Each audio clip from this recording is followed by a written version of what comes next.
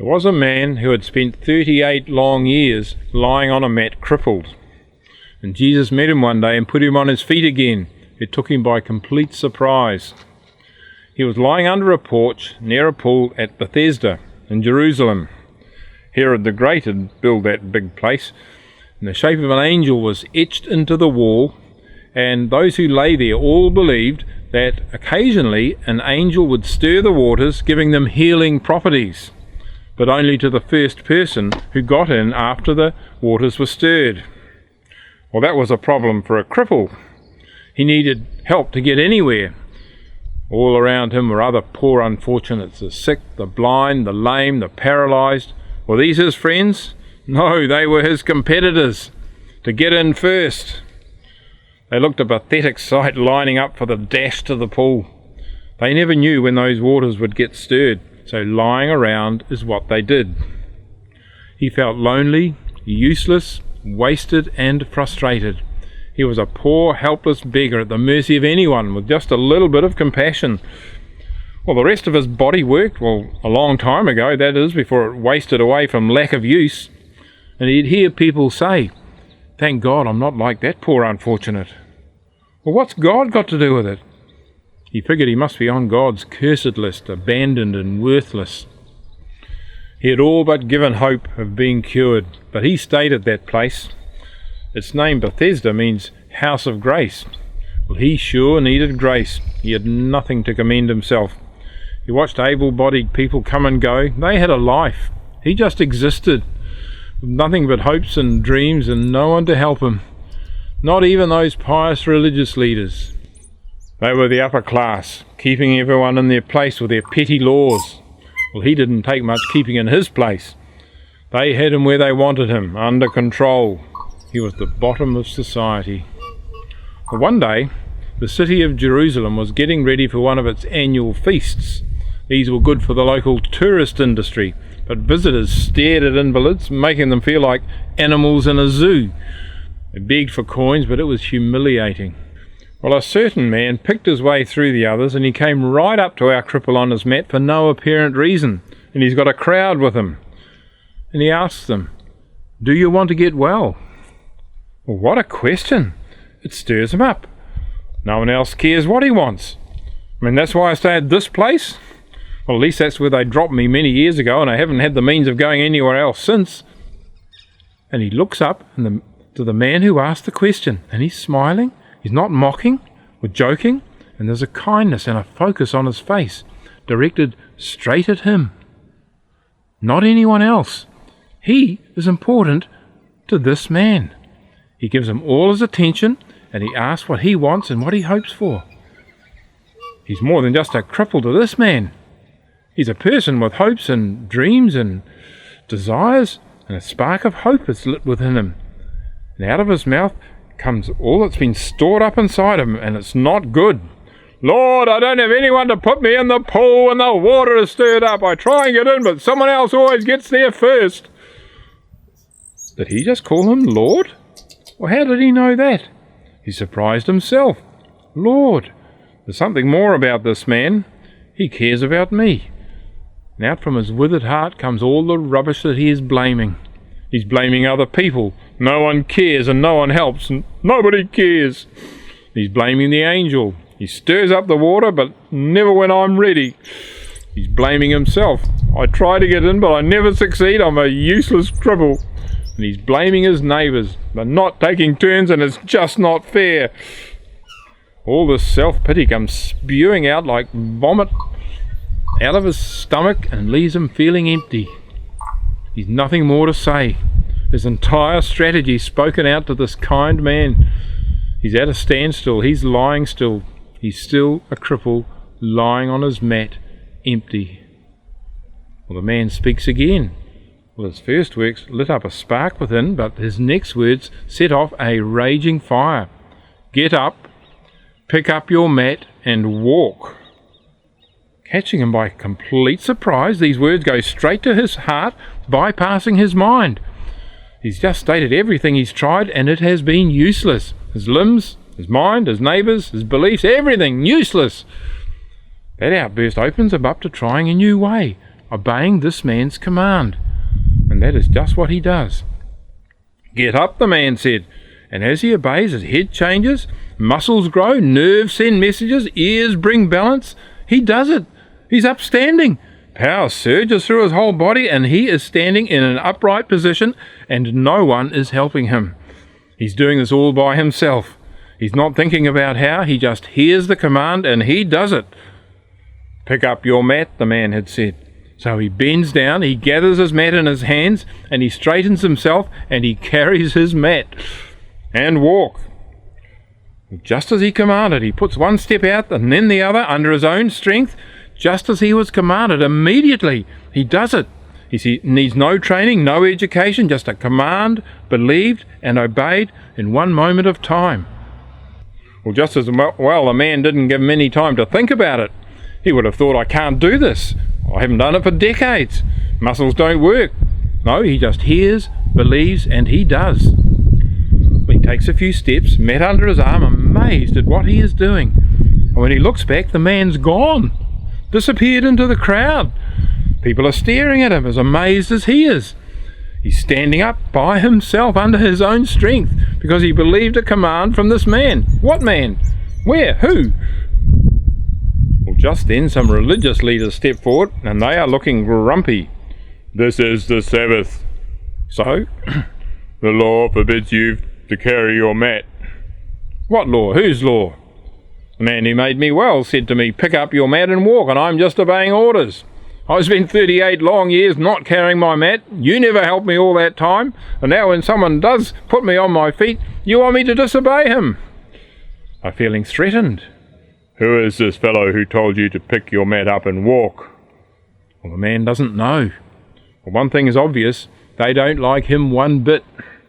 And he's so thrilled at being healed that he doesn't care what these fellows think. The only thing he has in common with them is they both want to know who this mystery man is.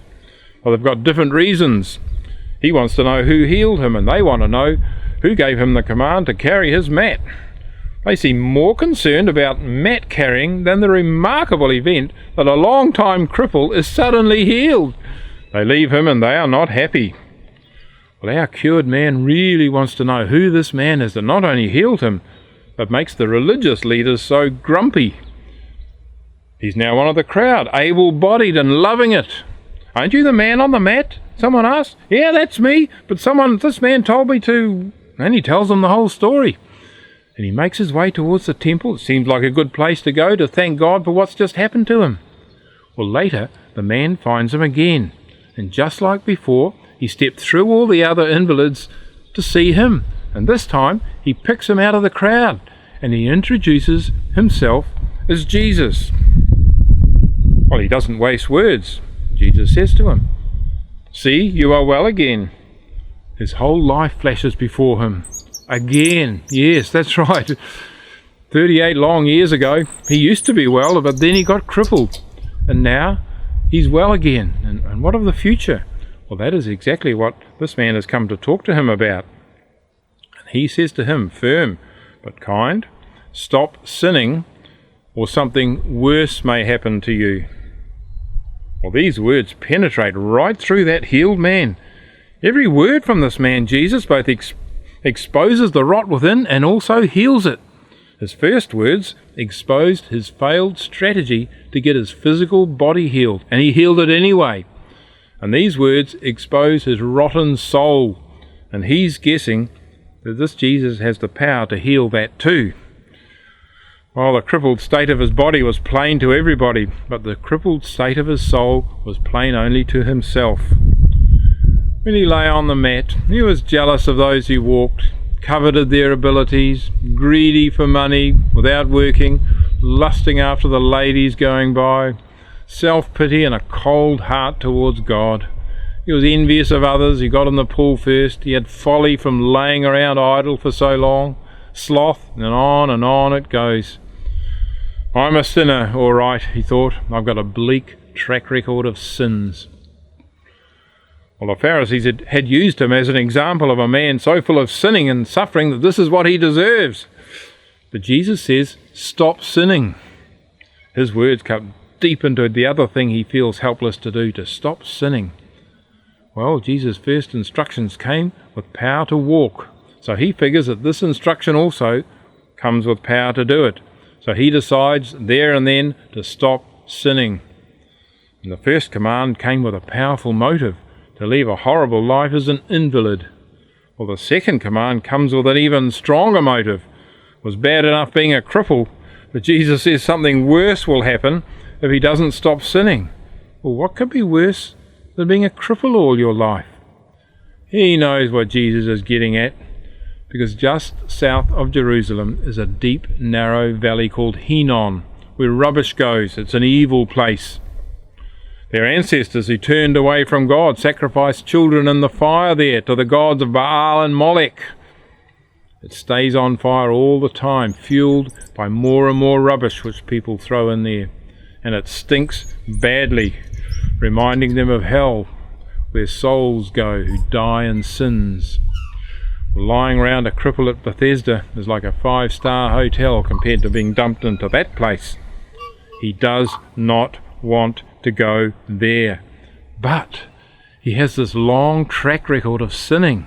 Pride, envy, deceit, greed, gluttony, sloth, lust, all deadly sins. Each one dragging him helplessly towards the end and over the side. No, no, and no! Well, Jesus gave him legs that work, and our man believes he can give his soul the power to stop sinning and to cut his ties with his past. He healed his body, and he can heal his soul. Why should he carry on sinning anyway? I mean, he's not cursed anymore. He's walking around mobile and free. He's going places. He doesn't know where, but it's not down that stinking Hinnom Valley. He goes up to the temple to thank God. And on his way, he meets the Pharisees again. Well, last time, they wanted to know who healed him, and now he knows the answer, and he comes straight out with it. It was Jesus who made him well. He naively thinks they'll be pleased to know the answer to their question. But at the name of Jesus, their faces turn grim. They look at each other really mean and mutter something about doing those things on the Sabbath. Well, so what? Who owns the Sabbath anyway? Those religious leaders or Jesus? Well, one thing is clear. They're not on the same side as Jesus. They hate him. But Jesus, not these guys, had healed his body and healed his soul. They go off to hunt Jesus down, and he trails along behind with questions in his mind. And he finds them talking to Jesus, or rather Jesus explaining to them. He says to them, "My Father is working until now, and I myself am working." This answers one of his questions. It's like Jesus is talking straight to him. Jesus is not only on God's side, but God is his very own Father. In fact, they are both still working right now, and he has just been on their workbench. They made him whole, body and soul. He's fresh off their production line, living evidence of their workmanship right before everybody's eyes. It's God who is at work in him. Who else could heal like that? Certainly not those Jews. They've got their blindfolds on today, and they just don't get it. They don't want to get it. If his mat carrying on the Sabbath made them mad, will Jesus' claim that being God's son sends them into a murderous rage? Blasphemy, he hears them yell. He's making himself equal with God. Well, it makes perfect sense to our man. It's God who's made him whole, and it was Jesus' command that did the job. Jesus and God have certainly got to be on the same team. More than he can say for those guys. Well, Jesus hasn't finished his explanation. He gives them another chance to think about his claim. What he says next has a deep effect on this man.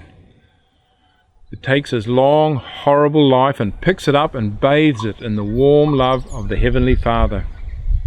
Jesus says it to the Pharisees, but it's the man who really heard. He says, "Truly, truly, I say to you, the Son can do nothing on his own. He does only what he sees his Father doing. For whatever the Father does, the Son also does." Wow! It was God, his Father, who focused in on him and sent his Son from heaven to Galilee, to Judea, up to Jerusalem, to Bethesda, to the pool, past the other cripples, to find him personally and heal him and set him free. But not only did he take that journey in space, but God has been tracking him in time also. When he got crippled, God was in heaven preparing to send his Son to earth. The whole time he lay there, Jesus was growing up, and at the right time he turned up and healed him. God intersected his life in time and space and redeemed him.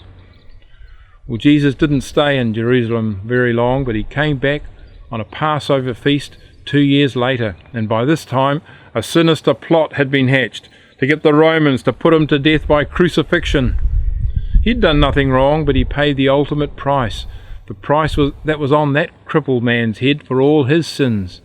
Jesus paid it that terrible day to complete the deal for his redemption.